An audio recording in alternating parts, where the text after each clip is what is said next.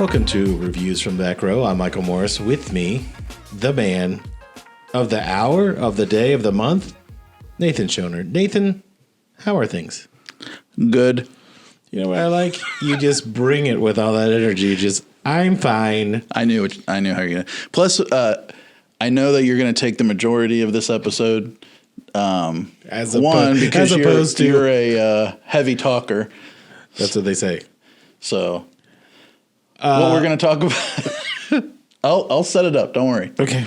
Take a fiver. I'm so anxious to talk about this. Drink some of your liquid. This is pure yak urine. Urine, yeah, that's what it looks like.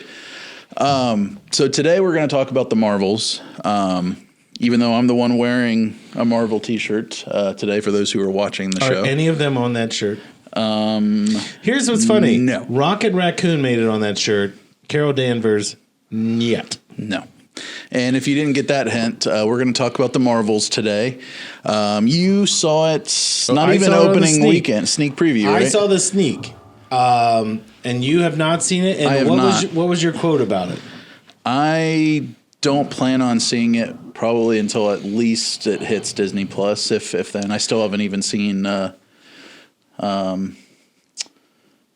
Morbius. No, Captain Miss Marvel, the TV show. Yeah. So I think everybody's doing a good enough job of beating the hell out of this movie and all that other stuff. I'm not going to do that. What I will say about this is, you saw Captain Marvel, right? Of all the the Marvel properties, did you see them all in the theater? Like all the majority of them. Some? But I'm saying you wanted to go. Like it was, gotta go. Yeah. Right? And it wasn't until lately with some of these like Eternals and some of these ones that aren't really like they're making them out bigger than what they really are, or more important than what they really are. Like I went and saw Captain Marvel, and that movie did not make me want to go see the Marvels. Interesting. Why? In the theater. Why? It just, from a storytelling perspective, I felt like it pacing. I mean, if we want to get that far into it from a filmmaking perspective, pacing was off a little bit. Like it seemed like, so for those out there, pacing is like if you're on like a horse or whatever, and you're, going at a certain speed, you're supposed to say that certain speed until you get to the climax, and then maybe you go a little faster, and then you kind of slow down. And that's, if you have a nice ride throughout the movie, you're going to have a really good, enjoyable experience. You're not really going to notice it. It's just more back of your head. But from a filmmaking perspective, you really focus on pacing. It felt like that movie went from like really, really slow, jump, really, really slow. And it just wasn't, pacing kind of jarred me out of it a little bit. I do feel like, and you can kind of, if you really are watching a film of any nature, you can see almost like set pieces of something. So if you took the first the only Captain Marvel, that first part where she's on Hala and she's being trained and all those other things, in a universe that essentially James Gunn built, he helped build that space look and all and that feel. I was very ecstatic about that part. When they jumped to the 1990s, I lived through the 1990s, and it was as boring in the movie as it was in the 90s to live through it. I mean, to be fair, I lived through them in the 90s too. I was just there might be a 3-year-old child watching this right now, taking notes and like, Daddy, what was it like to grow up in the 90s? It was boring, other than OJ. But you have to look at these things and say, in this movie, like I can't say Captain Marvel was a bad movie. What I can say is Captain Marvel was, if people say that's bad, I need someone to talk to me about the first Thor movie. Because it's not bad, but it is the same thing. The train is on the same tracks. You're hitting all these set pieces to kind of introduce the person, little bit of backstory, that kind of thing. And I am not making it that Thor is on par with Captain Marvel. I am not making that excuse. But you've seen it so many times, It's almost like the only Daredevil that was made was a little campy and that kind of thing. That was still better than Captain Marvel because at least things were entertaining, in my opinion. But this movie is counting on a couple things. That you watched all the Marvel TV shows on Disney Plus, but also that you liked Captain Marvel. And while people want to beat this up, I will say this: it's not woke that I noticed. I don't seem to care about that. You would see that more in like the Marvel TV shows.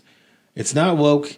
Captain Marvel actually has a personality in this. They gave Brie Larson, that's like watching a brick try to sing a song. Not a fan of that. Teyana Paris, they didn't give her anything to do. And then the girl that plays Kamala Khan, I forget her name. She's fantastic in this. In what she has to do, Iman Vellani, is that her name? I don't think that kid's going to be a big star in the Marvel universe, but if that kid was cast in, I don't know how old she might be 50 years old or something, and I'm calling her a kid. For what they gave her to do, she was the comedic timing of it. I have nothing bad to say about what she did. The movie is confusing because it does not build on any premise. And I think the original piece of this movie was going to be almost 3 hours long, and they cut it down to 1 hour 34. There's a lot of context missing here, and they are skipping to different set pieces over and over again. You never feel like you're watching a movie. You feel like you're watching a TV show. If that makes sense to you. No, that does. That's interesting. So it's not insufferable. It's not boring. It just doesn't do anything. It's not telling you a story. And I heard that a lot of people are saying they took the plot from Spaceballs, where they're going to steal their heir and steal their son and all that. I have more questions about this movie in terms of the characters. If you go to the original Guardians of the Galaxy, Ronan, who leads his people, has this hammer that he uses. Well, that hammer gets destroyed in Guardians of the Galaxy. Dar-Ben is holding this same hammer. So does everybody get a hammer? Did she put it back together? What is the point of this? The powers that keep getting switched every time that they use them. So what I'm looking for is consistency. If you are going to set the rules in a universe or a movie or whatever, then they have to be easy for the audience to understand. Because what I did see, and it was a Thursday night showing before the Friday night opening. I would say it was about 60, 70% full. But you could hear people going, well, wait, why does it work like that? Why does it, when you want to use your power, why does it work like that? Why is it that Carol Danvers can power a son, but that has to have a fist fight with a person that's standing right in front of her? Do you see what I mean? A lot of plot holes. But it's not just the plot, it's the power. If Iron Man's suit only works during the day, okay, that's a rule. But if you see him at night using the thing and you go, wait a minute, you're breaking my realm here. Yeah. That's all I'm asking for, is that you have to do this straight through. Example, Spider-Man, was it Spider-Man 2, Tobey Maguire? When he was losing his confidence, and then his powers didn't work. Yeah. So when he gains his confidence, they work again. That's an example of what I mean. You can't use your powers 1 minute to blow up a starship with your fist, and then when you're punching somebody who's holding a hammer, they're able to take it to the chin. That's all I'm saying. So I was actually curious on how the two, so Captain Marvel and then the Marvels, from a review perspective, stacked up against the rest of the movies in the MCU.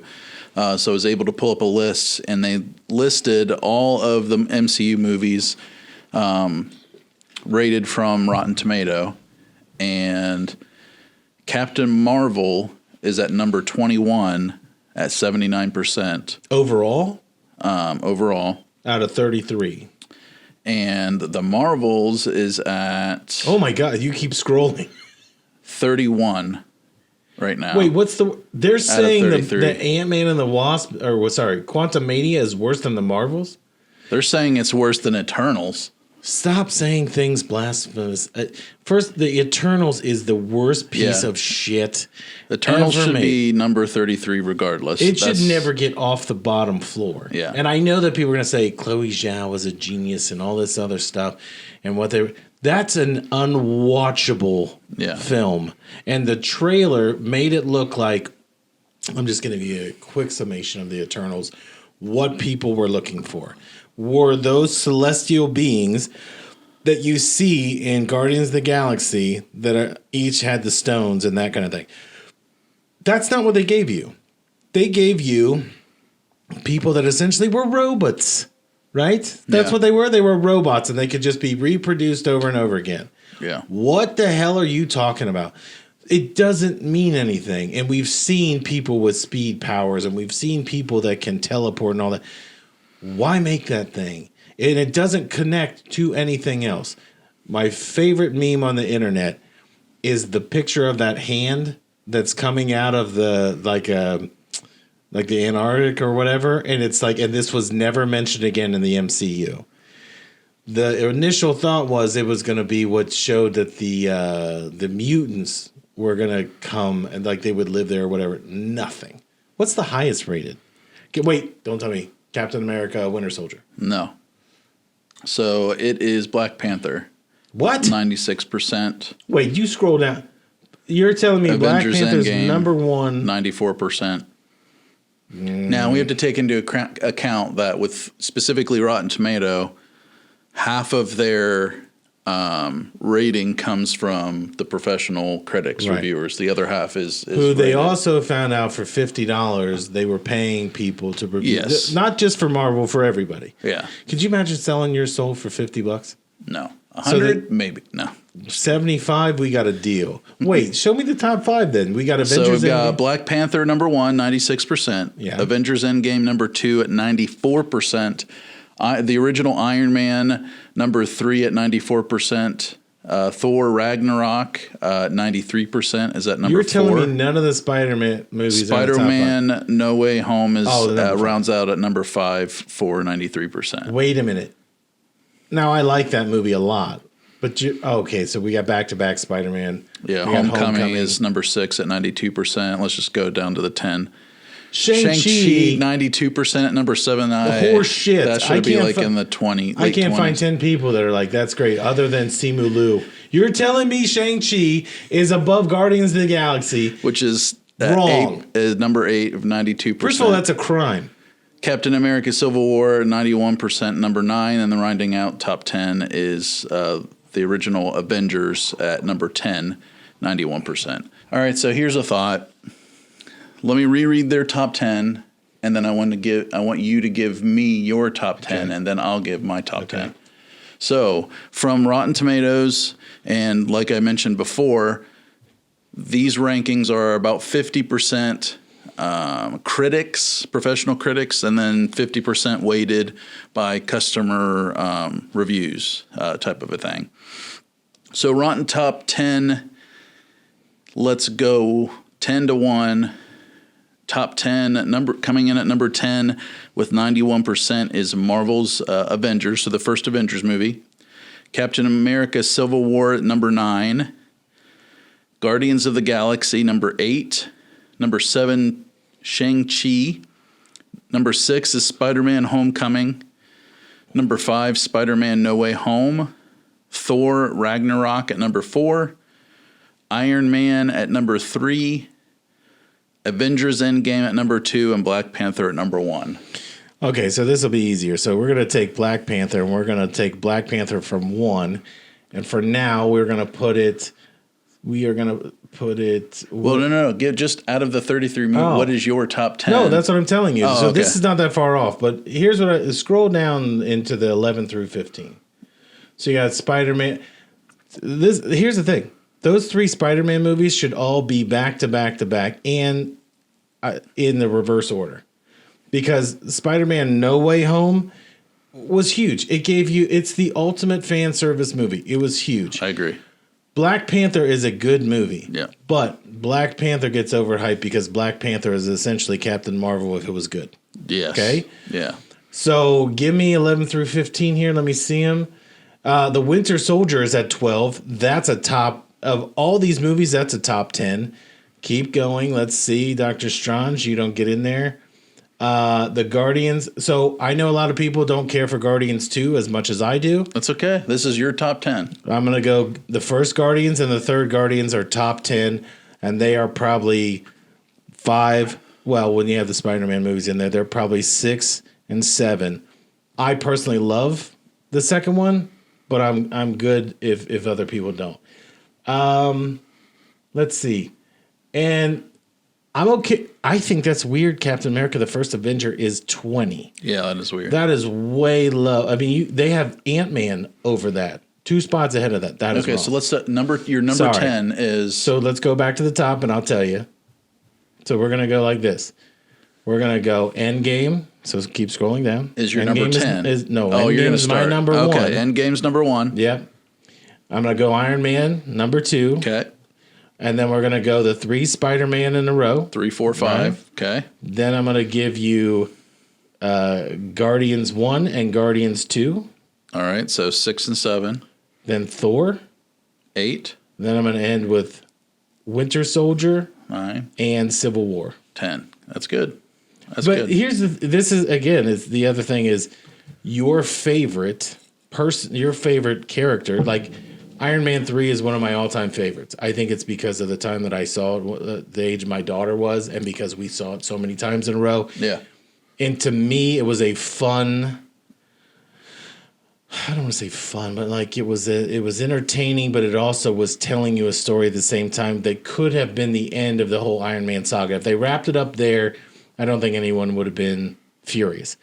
But when you look at the bottom, you have Captain America, the First Avenger. Like that's one of the more serious products that they put out. And it's the birth of the whole MCU. That's what I don't understand is why it's so low down there. You could have this 10 different ways. Do you want my number 10 or do you want to keep talking for another 20 minutes? I want to go for 20 minutes, but I'll let you talk right now. All right, so my top 10, I'm going to go with Endgame at number 1. And number 2, I'm going to get very close to Iron Man. I mean, that's what started it all. It's got to be up there. Thor Ragnarok, I'm going to give it number 3. The reason why I'm putting it up there, and you can hate me all you want, I loved the comic series of Planet Hulk. Yeah. The fact that they interwoven that into the Thor Ragnarok, I just love it. So that's why I'm going to put it at number. What did I say? Number. I'm going to put it number 3 in my top 15. I'll put it at 3. Yeah, at 3. And then the Spider-Man No Way Home. I'm going to put it 4. 5, I'm going to put... You're going to separate the Spider-Mans. I'm just asking. You're separating the Spider-Mans? No, I'm doing the same thing you're doing. I have them in reverse order to what's on here. Far From Home, I really liked. No Way Home, and then Homecoming. So that is 2, 3, 4, 5, 6. Guardians 1 at 7, Civil War at 8, Winter Soldier at 9, and Guardians 2 at 10. Here's the funniest thing. This was not intentional on my part. I don't realize if you did this either. Neither one of us is talking about Infinity War at all. Yeah. What? Okay. I thought about that too. I was like, do I want to put that right next to? I think Infinity War for me would probably be 11. Just the fact that like Endgame just was such a huge closure of so much of that phase. Right. That Infinity War had to set up so many things. But let me ask you this. Do you think you overlook it because it was such a stunning thing at the end of it? Such a shock. Yeah. That it didn't end on a positive for you. and then you had to wait a year to see the conclusion. Because this is what I've heard people say, is that Endgame is sloppier because you have to wrap not throughout, but to wrap up all these things, you have to kind of like rush through getting the Pym particles in the past and that kind of. Yeah. I don't think that's right. I don't think that's wrong. I find that amazing that they even were able to pull this off at all. Well, I think if you take Infinity War and Endgame as a whole, and if it was like one huge movie, I think that would be... But they are distinctly different, I think. They are. They have different feels. But the entire story arc is... I mean, I see what they had to do because there was so much they were trying to do with it. I would almost think that they probably could have maybe even cut it up into another one. You know what I mean? Right. Make it like an actual trilogy of stuff. I'm kind of glad they didn't do that. Like my daughter loves the Hunger Games, so we have to watch where they broke up the last movie into 2 movies, and it's like, ugh, you could have cut a lot of this shit out, man. That's true. So, I mean, if they were more particular and just cut everything out and it just be one movie, they could go that route. I'm glad they cut nothing out. I would love to see the stuff that they did cut. I mean, you have the deleted scenes. I'm talking about if they took Infinity War and Endgame, right? Cut all the fat out, and it's just the core stuff that you absolutely need, and it's one massive movie. So it would have to be a 3. It'd be a 9-hour movie. Well, that's what I'm saying. Like, I'm glad they took their time with that. I'm glad they took their time with it because, again, I think that they're in our lifetime to get something like this. Like, I wouldn't say that this is The Godfather, right? But I would say, this is the kind of thing that we're on the older end of the generation, but younger kids who saw this, that will compare everything else to that. You know? I agree. To be in this era of movies where they took the things that you cared about as a kid and actually treated it seriously, we should all be happy about that. Unfortunately, the last few years, Disney has abused our desire to see this stuff and given us stuff we don't want. I mean, no offense, but Shang-Chi is, again, a D-list character, and you want to make some statement about it. It was boring. I think if they would have went the television route with it and really kind of done it that way, I think it could have done a lot better. Put it this way: how many movies has there been especially since Shang-Chi? If you can add in, if you can get that character, maybe it's not like a Shang-Chi, like maybe he's like a secondary character, and they should have made it like that, like a Defenders type show, of a thing. Kung Fu. Do you remember that? That was in the 70s or early 80s. No, before my time, pal. Yeah, I'm not saying I was watching it when I was in college. I'm saying this guy would go town to town solving conflicts. That is what Shang-Chi should be doing in this universe. There have been 5 or 6 Marvel movies or projects. No, more than that. Shang-Chi hasn't appeared in any of them. No, no post-credits, no nothing. What's he doing? Is he still in the library? What are you doing? Never know, yeah. But that's what I mean, is that they've created open loops for these people and don't know what to do with them. What do you do with Photon now? Oh, spoiler alert. What do you do with her? I'm not going to discuss what it is because it's too early. Okay. But now Ms. Marvel, do you give her a second season for a TV show where she's just fighting in New Jersey? You brought her into a bigger universe. Are you going to pigeonhole her and put her back in the box where she was? See what I mean? If you're going to build this outside universe for the Young Avengers and all that, you cannot put it back on television. It's got to be movies that make sense. The Young Avengers is not going to work as a movie unless you spend $90 million to do it and get kids to come out there. But you're going to lose the adult fan base that loves this stuff. Well, as we wrap up, since last week you gave a recommendation. A recommendation this week. I'm going to give a recommendation. Sopranos. No. A sneaky little hit you might have heard of. I actually really enjoyed Five Nights at Freddy's. I know that it's got a less than stellar reviews. And a lot of that could be from those who've played the games and stuff like that. Coming from not played the games, I'm familiar with the IP.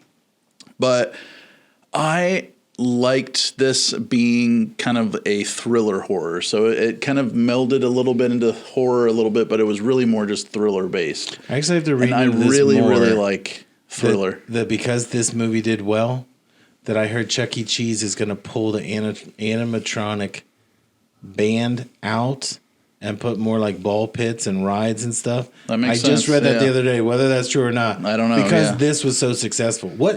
I don't know what this is. You've tried to explain this to me. It's a game? Yeah, so Five Nights at Freddy's is a game. It's a horror game. It's hard to explain. I'll just offline. I'll show you. Okay. I'll show you something about it. But I just meant if somebody, maybe all these people know what it is. I've heard the name and I've seen the as merchandise. I'm the one that also edits these, I'll be putting up images and pictures of the game. And as someone that doesn't edit these, I'll be watching him do that. Which is kind of creepy, but that's all right. I'm proud of you. And on that note, we'll see you guys next week.